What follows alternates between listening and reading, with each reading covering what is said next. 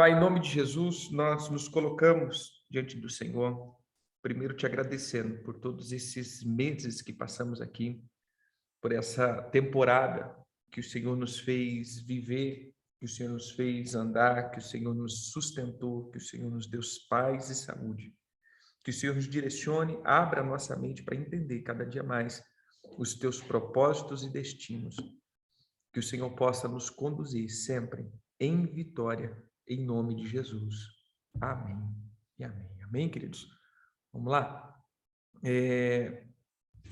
Nós conduzimos, então, durante esses 3 meses, essa é a ministração número 11, e quarta-feira, creio que quarta-feira, nós encerramos com a número 12, e aí passamos para a nova etapa. Propomos, então, estar nesses dias falando sobre paternidade, sobre identidade e sobre destino. Paternidade, identidade, destino. Falamos acerca da importância da paternidade, de como uma paternidade altera, né, e nos eleva em um nível de identidade, e a identidade nos leva ao nível de destino. Então, um ativando o outro, fazendo com que o outro ande. Então, nós falamos semana passada acerca dessa questão do destino, como andar dentro do meu destino, né? O que altera, o que não altera o meu destino, como ativar o meu destino. E a ênfase que eu dei mais para a semana passada foi a questão dos fundamentos, da disposição de ser mentoreado, a disposição de ser treinado, e principalmente nessa geração, como estamos com dificuldade terrível de ser lançado para o nosso destino, até por causa do nível de egoísmo. O mais que focamos aqui é a identidade do maduro, do infantil ou da criança. Isso aqui vai alterar drasticamente o rumo da nossa história. Se eu sou criança, eu preciso crescer. E aí vem a importância da paternidade. Se eu sou infantil, eu preciso ser quebrado, porque o infantil, ele não é criança, ele já é um adulto com comportamento de criança. Então, é alguém que não se permitiu ou não teve alguém que forçou a quebra do egoísmo, a quebra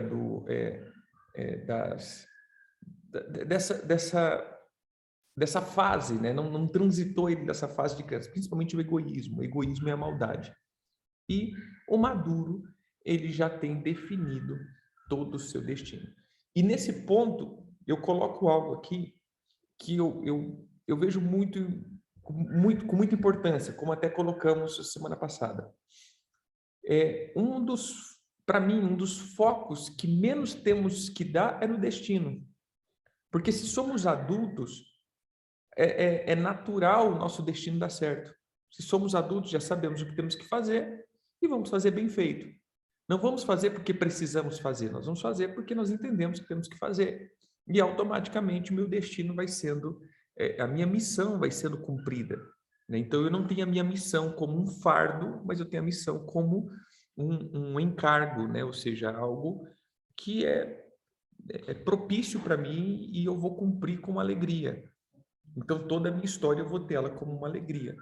Mas quando eu sou infantil, toda a minha missão ela entra como um fardo. Ministério se torna um fardo, família se torna um fardo, a vida se torna um fardo, né? Para mim, a pior coisa que tem é quando a vida se torna um fardo, porque eu já perdi a minha missão de destino.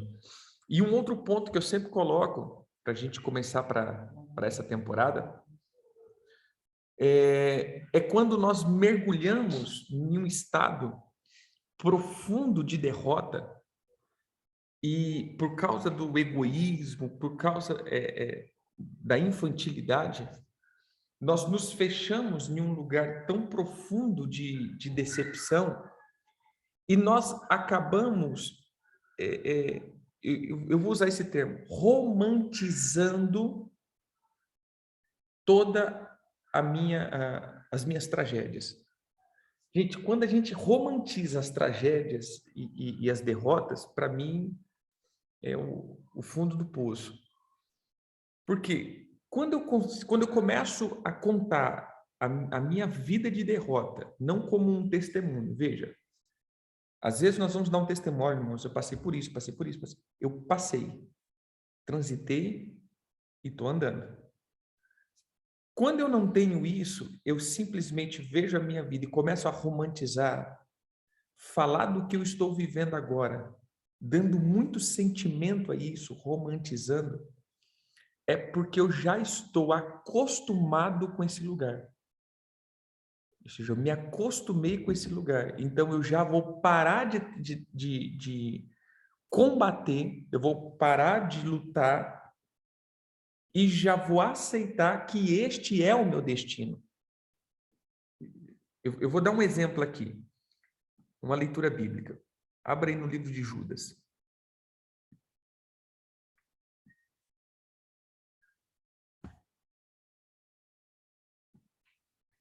A carta, né? Livro, não, a carta de Judas. Olha o que ele diz aqui no verso 3. Eu só tenho um capítulo 3 em diante.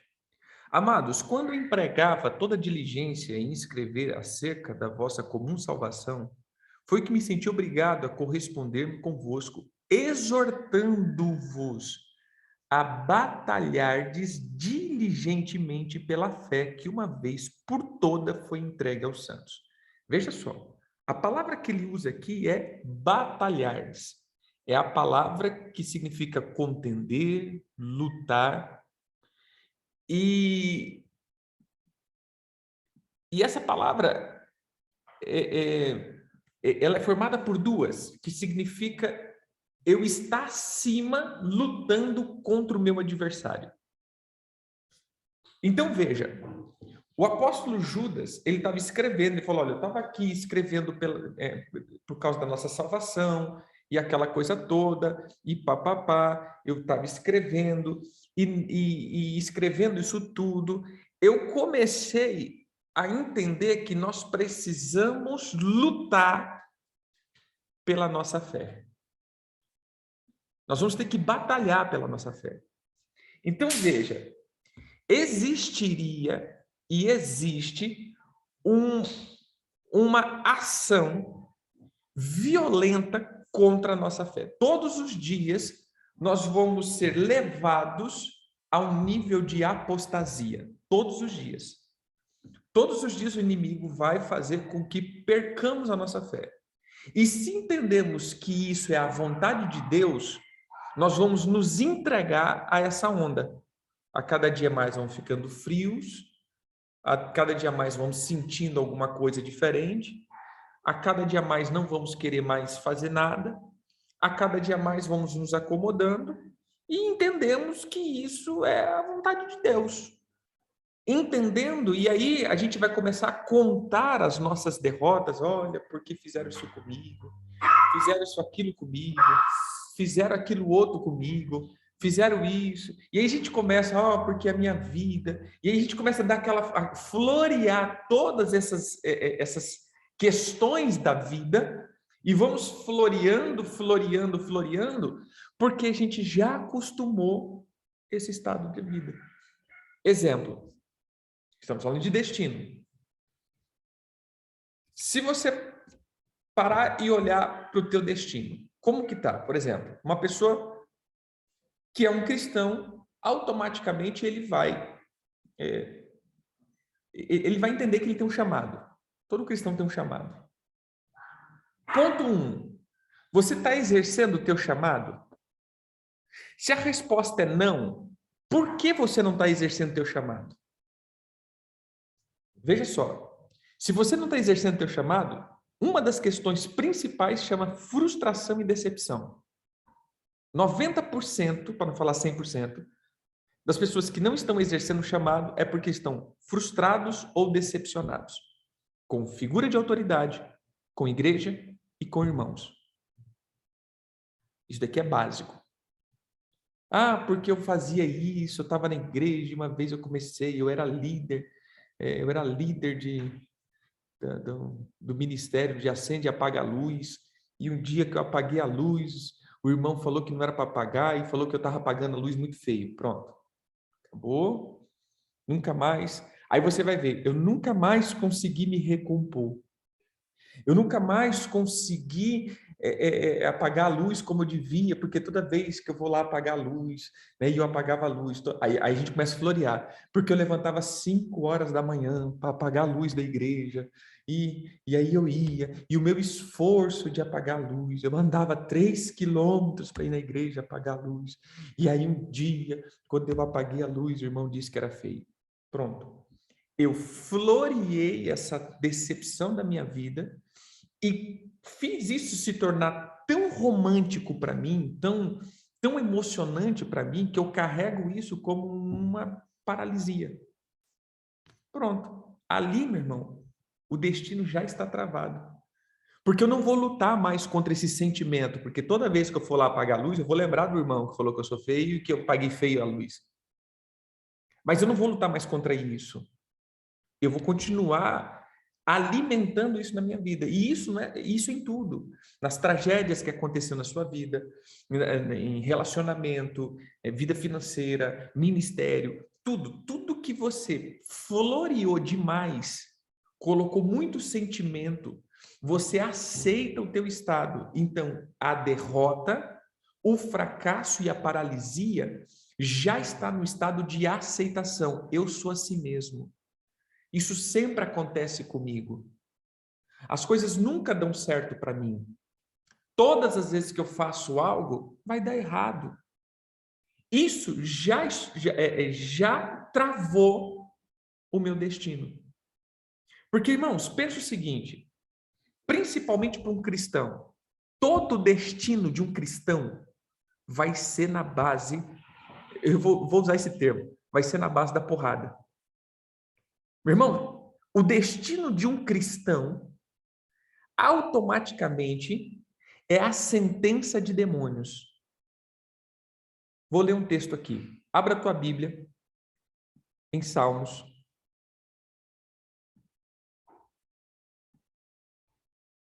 Aqui.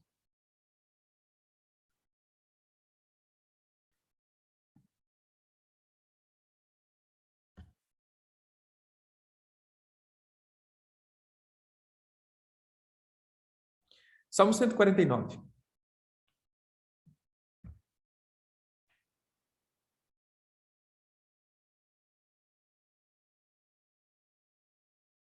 Sim, tornou nostálgico aí lascou tudo.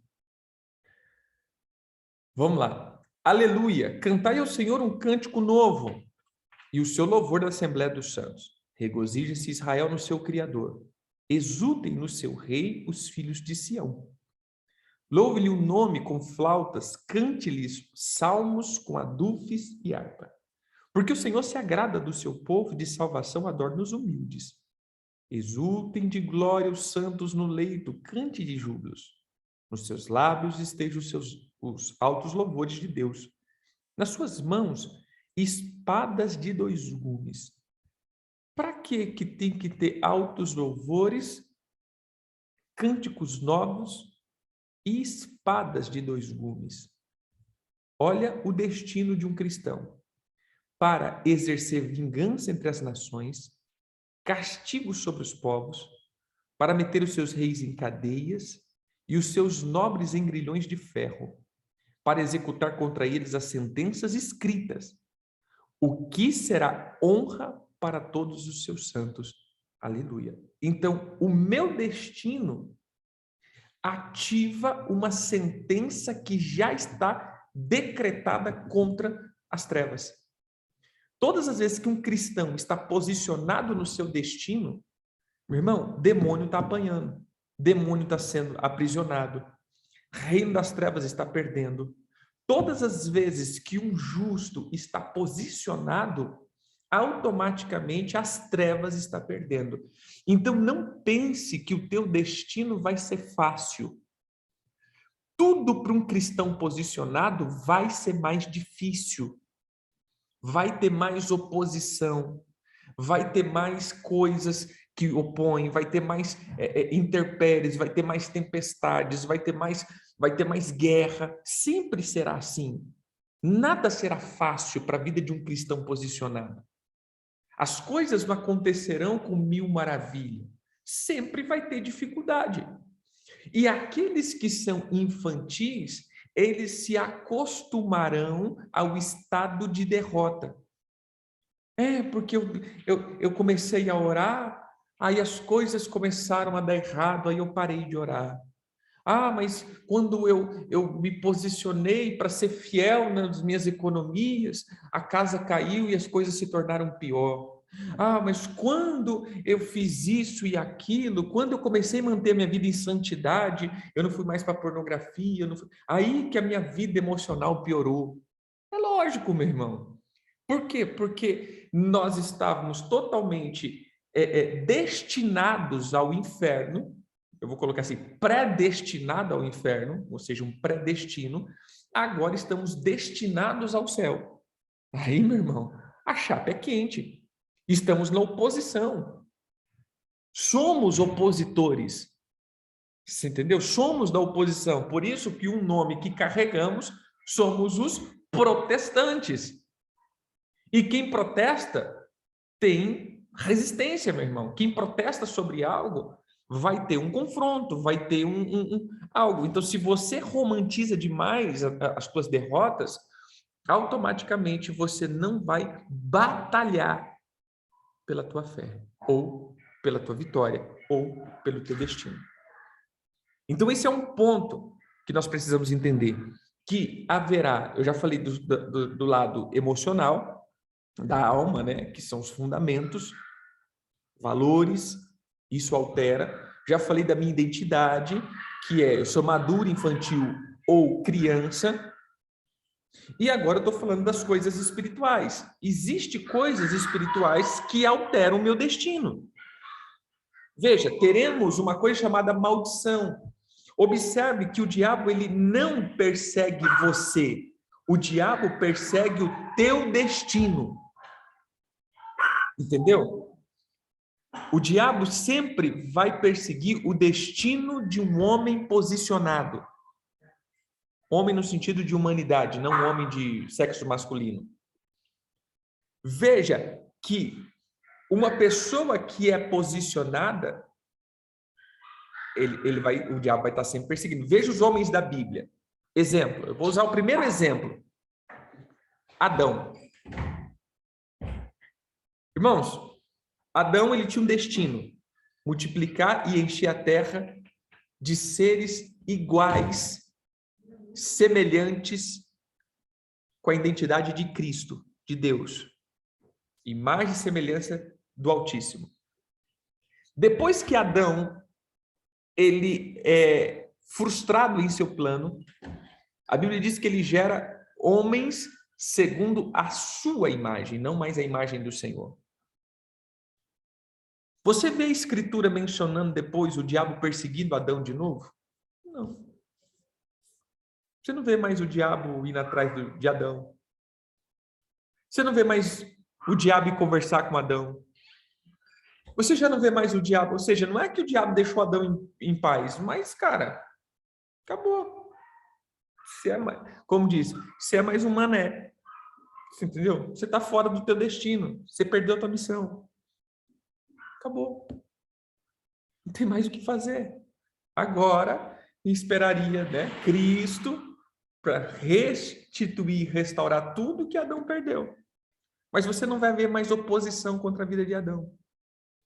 Porque o destino dele era manter o jardim seguro, o destino e a missão dele era multiplicar e encher a terra e levar aquilo que estava proposto e guardar a árvore da vida e isolar a árvore do conhecimento. Ele não fez isso, perdeu, acabou. Não tinha mais, como diz, vamos colocar aqui, não tinha mais tarefa a ser executada, porque ele já não estava mais no jardim. E ele não estava mais gerando segundo a imagem de Deus. Agora ele estava gerando homens segundo a sua própria imagem, já com a genética do pecado. Agora necessitaria de Cristo vir para redimir toda a genética, para refazer todas as coisas, com a genética demoníaca, a genética da árvore do conhecimento. Você entendeu aqui? A única coisa que o diabo quer fazer é paralisar o teu destino.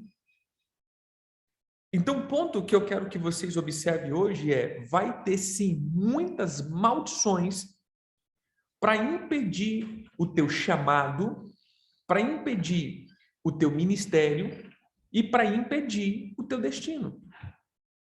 Vai ter muita luta, muita guerra. E o dia que o diabo simplesmente... Eu vou dizer algo, eu quero, na verdade... É complicado, é complicado você falar hoje isso, porque nós vivemos em uma teologia muito confusa, mas eu vou dizer isso daqui eu vou dizer isso daqui que eu vou dizer. Existem certas coisas, queridos, que nos desabilita para o nosso destino. Entendeu? Existe certo tipo de pecados e maldades que não é que te tira do céu. Não me entenda mal, não te tira do céu. Você vai ser salvo, você vai para o céu, mas desabilita o teu chamado. Desabilita a tua missão. A gente vê isso daqui várias vezes na Bíblia. Eu posso citar, por exemplo, Sansão. Sansão foi desabilitado. Outro, Saul. Saul foi desabilitado. Outra, Esaú. Esaú foi desabilitado. Se você pegar alguns homens e mulheres que se apostataram ou rejeitaram o seu chamado a um nível tão absurdo, eles acabam anulando o seu destino. Então, eles serão salvos, irão para o céu, mas eles não mais cumprirão e não terão mais a possibilidade. Outro desse, Moisés. Moisés, para mim, é um caso mais claro, né? Quando ele faz algo que depois ele diz, Senhor, o Senhor diz, Moisés, deixa eu falar uma coisa, esquece esse assunto. Não toque mais nesse assunto. Você não conduzirá mais o povo para a terra prometida. Acabou. Não me toque nesse assunto mais. Gente, a gente está falando de Moisés. Um cara que viu a glória de Deus. Que não teve ninguém como Moisés. Até hoje eu não vi, né? Tirando Jesus, a gente não viu o cara que teve tanta experiência com Deus como Moisés. Um homem amigo de Deus, que simplesmente deu uma bola fora e o Senhor diz, Moisés, ó, acabou, meu irmão. Para você acabou. A tarefa que eu tinha para você, acabou. Você não conduzirá o povo mais, você não entrará na terra, acabou. Então, assim, às vezes nós estamos romantizando demais a graça, né? A gente romantiza demais e nós estamos perdendo algumas coisas. Então, por isso que eu tenho falado. Primeiro, paternidade. Queridos, assuma a posição de filho. Assuma a posição que você precisa tomar direção. Não é tudo que você for fazer, você precisa tomar direção. Eu vou agora trocar a lâmpada de casa. Pastor, eu posso trocar a lâmpada? Eu giro para a direita ou para a esquerda? Não, irmão. O negócio tem coisas que se eu sou criança, eu preciso de mais instrução, mas se eu sou adulto, eu preciso de algumas direção. E entenda, querido, se você tem um pai espiritual, aceite a direção. Não tenha só como nomenclatura. 2, assuma a tua posição de ministro ou a tua identidade, aquilo que você é. Não tente copiar a identidade dos outros. Não tente ser aquilo que você acha bonito nos outros. Que às vezes você olha para alguém e fala, eu quero ser quem essa pessoa. Irmão, às vezes você não foi chamado para aquilo. E aí você vai perseguir algo que você nunca vai ser. Bem? Terceiro, cuidado para não entregar o teu destino. nas mãos de demônios, porque às vezes isso não terá recuperação. O destino foi tão estragado que não terá mais recuperação. Sim.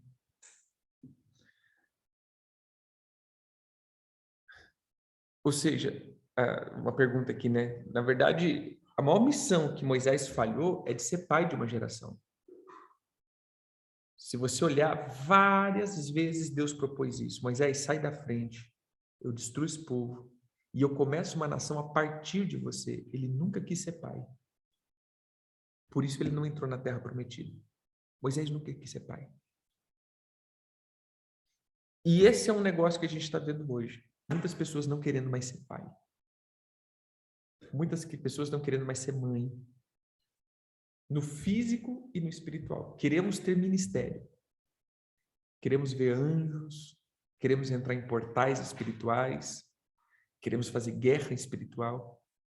Mas o nosso maior destino é ser pai e mãe. Esse é o maior destino da humanidade. Sermos mentores. Então, para hoje, eu quero que você entenda isso.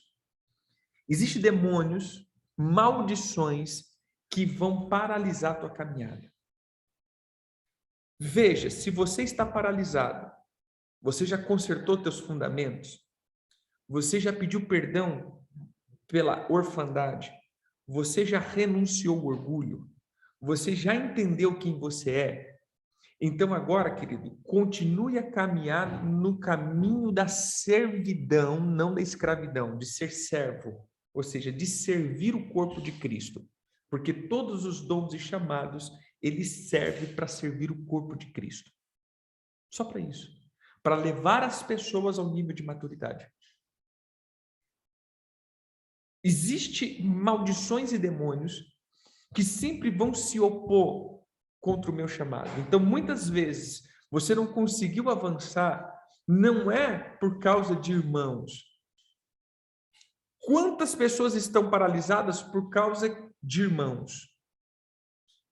Mas mal sabe você que, na verdade, alguns irmãos só foram usados por Satanás. Apóstolo, está dizendo que o irmão era o Satanás? Não, querido. Não estava dizendo que o irmão era o Satanás. Deixa eu te explicar melhor. Você já entendeu aquele texto do próprio Senhor Jesus falando para Pedro? Para Pedro, na verdade, para Pedro não, né? Para o diabo se afastar dele, que estava usando Pedro. Arreda de mim, Satanás. Mas pouquinho tempo antes, você vai ver o Senhor Jesus dizendo, cara, você teve uma revelação fantástica. E não foi carne que te revelou, foi o Pai que te revelou. E eu vou dizer, quem é você? Você é Pedro e papapá. O cara Jesus dá uma bênção fantástica para Pedro. Eu vou dizer isso, né? 5 minutos depois, Jesus está dizendo, arreda de mim, Satanás. Por quê? Amém, querido. Boa viagem. Deus te abençoe. Por quê, querido? Por que o Senhor diz isso? Olha o que o Senhor diz. Pedro, na verdade, já tinha tido muitas mancadas e o Senhor nunca repreendeu Satanás. Pedro já tinha tido um monte de bola fora, mas Jesus nunca repreendeu Satanás. Por que Jesus repreendeu Satanás ali? Olha a missão. Jesus disse, eu tenho que morrer. Morrer era o destino de Jesus. Era a missão. Jesus precisava morrer. E Pedro disse, não, Senhor, tenha dó de ti mesmo, o Senhor não vai morrer. E Jesus diz, arreda de mim, Satanás, porque você não conhece os desígnios de Deus. Por que Jesus repreendeu Satanás? Porque Satanás, ele sempre vai vir para se opor contra o meu destino, a minha missão, e não a minha pessoa. Jesus nunca repreendeu Satanás de Pedro, porque Pedro nunca foi contra o chamado de Jesus. Pedro, ele dava a bola fora pela ignorância, mas naquele momento Pedro estava se opondo a missão de Jesus. Então, veja, tem muitos irmãos que muitas vezes são usados pelo diabo para se opor contra a nossa missão. Só isso. Esse irmão nem está sabendo que ele está sendo usado. Só isso. Agora, só entenda uma coisa.